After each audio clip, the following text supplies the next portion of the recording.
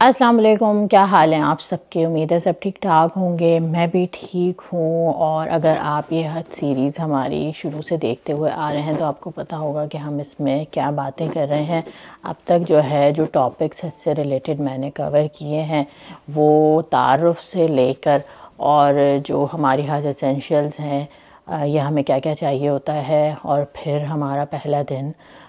وہاں پہ جدہ آمد اور جدہ سے لے کے مکہ مکرمہ تک کا سفر، اور پھر ہمارا پہلا عمرہ، یہ ساری باتیں ہم پچھلے ویڈیوز میں کور کر چکے ہیں۔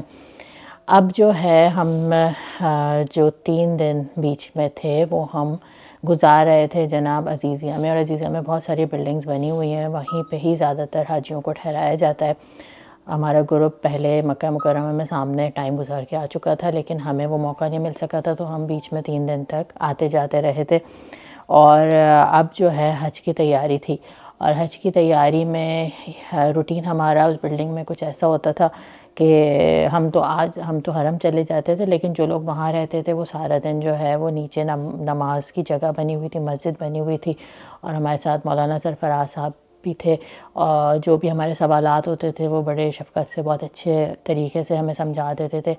ہاجرہ گروپ تھا جس کے ساتھ ہم گئے تھے، اور انہی کی طرف سے سارے انتظامات تھے، کھانا ناشتہ تینوں وقت کا جو ہے وہ نیچے ٹائمنگ کے ساتھ ہوتا تھا، اور ہماری بلڈنگ میں اور گروپس بھی ٹھہرے ہوئے تھے تو وہ کمبائن ان سب کا انتظام تھا، لیکن ہمیں عموماً وہاں پہ ایک وقت کا ہی کھانا کھانے کا موقع ملتا تھا۔ ناشتہ عموماً ہم حرم کے سامنے ہی کہیں کر لیتے تھے اور پھر واپس آ جاتے تھے۔ تو اب حج کی تیاری تھی، اور حج سے متعلق جو ہے وہ اکثر جو مولانا صاحب تھے وہ ایک بات ہمیں کہا کرتے تھے، اور وہ یہ تھی کہ آپ لوگ حج پہ جا رہے ہیں نا، تو آپ لوگ یہ نہیں سوچیے گا کہ آپ پکنک پر آئے ہیں۔ تو اس وقت مجھے تھوڑا سا خیال ہوتا تھا کہ کیا مطلب پکنک پہ کوئی کیسے سوچ سکتا ہے، اور کیونکہ حج جو ہے وہ کافی ہم سب سے ہی سن رہے ہوتے ہیں مشقت کا کام ہوتا ہے، اور وہاں پہ جا کے تو اتنی مصروفیت ہوتی ہے۔ لیکن بعد میں یہ بات بھی کلیئر ہوئی، اور ایک اور بات وہ جو بہت زیادہ کہا کرتے تھے وہ یہ کہتے تھے کہ آئس کریم نہیں کھانی ہے آپ نے۔ اچھا، الحمدللہ ہمارا انتظام اچھا تھا، تو نیچے فریج میں بھی آئس کریم ہوتی تھی، لیکن میں ڈر کے مارے ٹھنڈی چیزیں اور آئس کریم وغیرہ سے میں نے بہت زیادہ جو ہے وہ دور رہنے کی کوشش کی، کیونکہ ان کا یہی کہنا تھا کہ عموماً لوگ جو ہے وہ کھانے پینے اور اس کی طرف ان کی توجہ ہو جاتی ہے، اور پھر ہوتا ہی ہے کہ عین حج کے دنوں میں خدا نہ خواستہ کسی کی طبیعت خراب ہو جائے، اور ایسا ہوتا ہے حج کے دنوں میں ضرور ہی، آپ کتنی ہی احتیاط کریں، آپ کا فلو اور نزلہ اور گلا خراب اور یہ سب جو چیزیں ہیں نا یہ ہوتی ہیں، کیونکہ وہاں اتنے لوگ آئے ہوئے ہوتے ہیں، اور ظاہر ہے ایک ہجوم میں آپ چل رہے ہوتے ہیں تو بہت کچھ کیچ بھی کر رہے ہوتے ہیں، لیکن خدا نہ خواستہ کسی کی ایسی طبیعت خراب ہو جائے کہ اس کو ہاسپٹل جانا پڑ جائے، اور وہ حج کے جو 4 دن ہیں، کیونکہ ان 4 دنوں میں آپ الگ الگ جگہوں سے آئے ہوئے لوگ الگ الگ ایکٹیویٹیز کرتے رہیں، لیکن جو حج کی ایکٹیویٹیز ہے وہ سب لوگ ساتھ ان کو کرنی ہوتی ہے، اور ساتھ ساتھ جتنے بھی لوکل ہوتے ہیں وہ سب بھی پیدل چل کے حج کرنے آ جاتے ہیں، تو وہ ایک جمع غفیر ہوتا ہے، اور اس میں سب کو ٹائمنگ کے ساتھ عبادات اور سارے ارکان پورے کرنا ایک بہت چیلنجنگ مسئلہ ہوتا ہے، اور اس میں اگر آپ کی طبیعت خراب ہو گئی اور آپ خدا نہ خواستہ وہ کرنے کے قابل نہیں رہے تو آپ کی اتنی محنت اور آپ کا لگایا ہوا اتنا سفر کی جمع پونجی آپ نے جتنی لگا کے آپ گئے ہوتے ہیں وہ سب اور تیاریاں سب ضائع ہو جاتا ہے۔ تو واقعی میں اس معاملے میں بہت احتیاط کریں، کھانا سفر میں ویسے بھی کم کھانا چاہیے، لیکن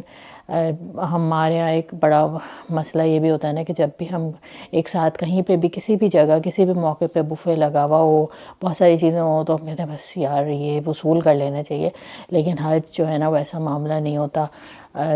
بہت سارے لوگ ایسے ہوتے ہیں جن کے گروپس ایسے ہوتے ہیں جس میں ان کو خود ہی کھانے کا اپنے انتظام کرنا ہوتا ہے، یا یہ کہ وہ ایک لمیٹڈ چل رہا ہوتا ہے جہاں پہ ذرا زیادہ اچھا انتظام ہوتا ہے۔ اور ایون حج کے دوران بھی اگر کیونکہ ایک موقع آیا تھا، میں آپ کو دکھاؤں گی، اس میں حاجیوں کے لیے وہ فیس تھا اور وہ بادشاہ کی طرف سے تھا وہاں کے،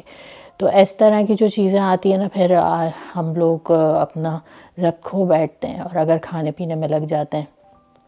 تو وہ برابر ہو جاتا ہے۔ تو ہماری جو ہے وہ حج کے کارڈ بنے، کارڈوں پہ ہمارے مکتب نمبر لکھے ہوتے ہیں، وہاں پہ خیمہ بستی ایک جیسی بنی ہوئی ہوتی ہیں، تو بہت ضروری ہے کہ آپ کے وہ کارڈز آپ کے ساتھ ہوں، وہ آپ کی آئیڈینٹی بھی ہوتی ہے، اور یاد رکھنے کا بھی جو ہے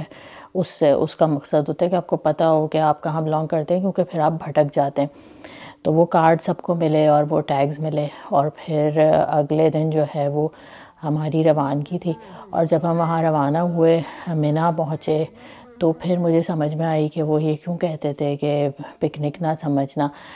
خیمہ بستی تھی، اور وہاں پہ جاتے ہی جو اترتے ہی سب سے پہلی چیز نظر آئی وہ کھانے پکتے ہوئے نظر آئے، اور جو مکتب شروع کے مکتب ہیں ان میں سے کچھ تو ایسے ہوتے ہیں جو کہ وہاں لوکلز کے لیے، لوکل کو وہ 3-4 دن کا ہی صرف جو ہے وہ انتظام ہوتا ہے ان کا، اور اس میں وہ بہت زیادہ وی آئی پی انتظام ہوتا ہے۔ اس کے بعد جو ہے باقی سارے گروپس کی باری آتی ہے جو الگ الگ جگہوں سے آئے ہوئے ہوتے ہیں، اس میں وی آئی پی بھی ہوتے ہیں، وی آئی پی بھی ہوتے ہیں، اور نارمل بھی ہوتے ہیں، اور پاکستان سے جو سرکاری انتظام کے تحت جاتے ہیں وہ بھی ہوتے ہیں۔ تو بس کہنے کا مقصد یہ ہے کہ آپ کو جیسا انتظام ملے، آپ کو جس طریقے کے بھی انتظامات ملیں، اس میں آپ کو جو ہے نا اپنے آپ کو سیٹل کرنا ہے۔ کبھی کبھی بہت زیادہ اچھا ہوتا ہے، وہ بھی بھٹکا دیتا ہے آدمی کو، ڈسٹریکشن ہوتی ہے عبادات میں، اور کبھی جو ہے اگر مشکلات آ رہی ہیں تو وہ آدمی شکایتوں میں ہی پورا ہو جاتا ہے۔ تو اندر جو ہے وہ خیمے کے اندر ایک پوری بستی آباد تھی، اور اس میں مختلف جگہ کے بہت سارے گروپس تھے۔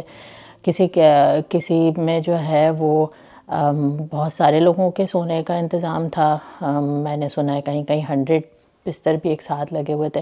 کہ جو ہمارا والا تھا اس میں 22 خواتین، ایک اس میں تھیں، کہیں 26 تھیں، تو تھوڑا بہت فرق سے اس طرح سے وہ روم بنے ہوئے تھے اور وہ کیمپس تھے، اور ہر جگہ اے سی لگے ہوئے تھے، لیکن یہ کہ ظاہر ہے وہ کھلا ایریا ہوتا ہے، اوپر سے بھی تھوڑا کھلا ہوتا ہے، تو گرمی عرب کی ایسی ہے۔ کئی لوگوں کو اے سی سے یہ بھی مسئلہ ہوا کہ وہ بالکل جو بہت سارے بستر تھے اس میں ان کے سامنے لگے ہوئے تھے، تو اس سے ان کو طبیعت کا ہوا۔ ہمارے کیمپوں میں کبھی کبھی اے سی پہ یہ ہو جاتا ہے کسی کے پاس ہوا آ رہی ہے کسی کے پاس نہیں آ رہی ہے، وہی بات ہے نا کہ بہت سارے لوگوں کے ساتھ جو ہے نا الگ الگ طریقے کے مسئلے ہوتے ہیں، اور حج جو ہے وہ نام ہی اسی کا ہے۔ تو سب سے پہلے ہم وہاں گئے تو پھر یہ بات بھی سمجھ میں آئی کہ ڈسٹریکشن کس طرح ہو سکتی ہیں، کیونکہ ابھی تک ہم 4 لوگ ایک جگہ رہ رہے تھے، اب اس جگہ 22 خواتین تھیں، تو شروع میں تو ہمارے تعارف وغیرہ ہوئے، اور پھر ظاہر سب ہوتے ہیں تو کچھ نہ کچھ بات شروع ہو جاتی ہے، اور کبھی کبھی وہ بات کہیں سے کہیں نکل جاتی ہے، اور پھر آپ یہ ریئلائز کرتے ہیں کہ یہ میں کس چیز میں جو ہوں نا مصروف ہو گئی ہوں یا ہو گیا ہوں۔ تو یہ ساری چیزیں جن کا آپ کو خیال رکھنا ہے، اور انہی کی باتوں کی وجہ سے وہ کہتے تھے کہ یہ نہیں سوچنا کہ پکنک پہ آئے ہوئے ہو۔ تو یہ ساری جو ہے وہ صورتحال تھی، اور واش رومز کا ہر جگہ، کیونکہ آپ کا کتنا ہی اچھا کیمپ ہو، آپ کے واش رومز تو پبلک ہی ہوتے ہیں نا، اور جب ایک وقت میں کئی لوگ استعمال کر رہے ہوتے ہیں تو وہاں کتنی اچھی صفائی ہو رہی ہو، کچھ نہ کچھ جو ہے نا وہ آپ کو اس معاملے میں فیس کرنا پڑتا ہے۔ تو آپ جتنے ایزی گوئنگ ہیں، جتنے ان سارے معاملات کے لیے تیار رہیں گے، اتنی آپ کو آسانی ہوگی، اور یہی ساری جو ہے آزمائشیں۔ اب دیکھیں اتنے سارے لوگ جا رہے ہوتے ہیں، اور ان میں سے وہ سب آپ کے لیے اجنبی ہوتے ہیں، اور زیادہ تر، اور ان کے ساتھ آپ کو کسی ایک نئی جگہ جا کے رہنا ہوتا ہے۔ تو مجھے جو اس چیز کا ایسنس سمجھ میں آیا وہ یہی آیا کہ آپ کس طریقے سے اللہ کے بندوں کے ساتھ ڈیل کرتے ہیں۔ کہیں بہت پرابلمٹک لوگ بھی مل جاتے ہیں، ظاہر ایک جگہ آپ ہیں، اسی کے دوسرے کیمپ میں سب کے مرد ہیں، تو کبھی کوئی آ رہا ہے جا رہا ہے، تو بہت ساری چیزیں جو ہے نا وہ آپ کو چھوٹی چھوٹی بودر کرتی ہیں، لیکن اور ایون آپ جن کے ساتھ رہ رہے ہیں ہو سکتا ہے ان میں سے بھی کسی کے ساتھ آپ کا مزاج نہیں ملے، لیکن یہی ساری چیزیں ہیں جو آپ کو برداشت کرنی ہے۔ تو جہاں کہیں بھی آپ کو یہ احساس ہو کہ کچھ صحیح نہیں ہو رہا، یا آپ کو شکایت ہو رہی ہے، یا کوئی آپ کے ساتھ کچھ اس طرح کا رویہ رکھ رہا ہے جو آپ کے لیے پسندیدہ نہیں ہے، تو یہی سوچیں کہ یہی جو ہے نا امتحان ہے، اور اگر آپ یہ سوچیں گے تو انشاءاللہ آپ کے لیے آسانی ہوگی۔ دعا مانگتے رہیں۔ تو ان 3 دنوں میں ہمیں وہاں رہنا تھا۔ پہلا دن ہم گئے تھے اور پورا دن ہم نے وہاں گزارا تھا، اور اگلے دن 9 ذی الحج تھی، اور 9 ذی الحج کو جو ہے وہ شروع ہونا تھا حج کا پروسیس، جو کہ میں اب آپ کو جو ہے نا ساتھ ساتھ دکھاؤں گی۔ اور وہ 4 دن حج کے اہم ترین ہوتے ہیں، کیونکہ انہی میں ہی جو ہے نا سب کو ایک ساتھ جانا ہوتا ہے عرفات، پھر اس کے بعد جانا ہوتا ہے مزدلفہ، مزدلفہ سے جمرات جاتے ہیں جہاں کنکریاں مارتے ہیں پہلے دن، اور اس کے بعد آپ کو اپنا طواف اور سعی کرنی ہوتی ہے، اور یہاں پہ پھر آپ کا حج جو ہے وہ مکمل ہو جاتا ہے، جو اس کے مین ارکان ہیں۔ پھر 2 دن کی رمی باقی ہوتی ہے، یعنی شیطان کو کنکریاں مارنا، وہ دونوں دن آپ مینا سے جاتے ہیں، اور جس دن آپ طواف اور سعی کر چکے ہوتے ہیں اسی دن حلق بھی کرواتے ہیں، اسی دن قربانی بھی آپ کی طرف سے ہو جاتی ہے۔ اگلا دن عید کا ہوتا ہے جو 10 ذی الحج ہے،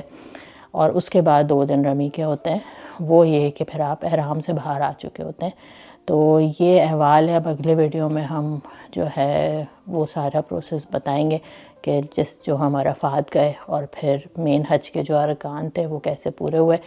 تو اپنا فیڈ بیک ضرور دیجیے گا، اس میں کوئی کمی ہو تو میری طرف سے معذرت، اور آپ ایڈ کر سکتے بالکل، تاکہ جو بھی پڑھے کامنٹ بھی دیکھے تو اور جانے والا ہو تو اس کی مدد ہو جائے۔ تو انشاءاللہ پھر ملتے ہیں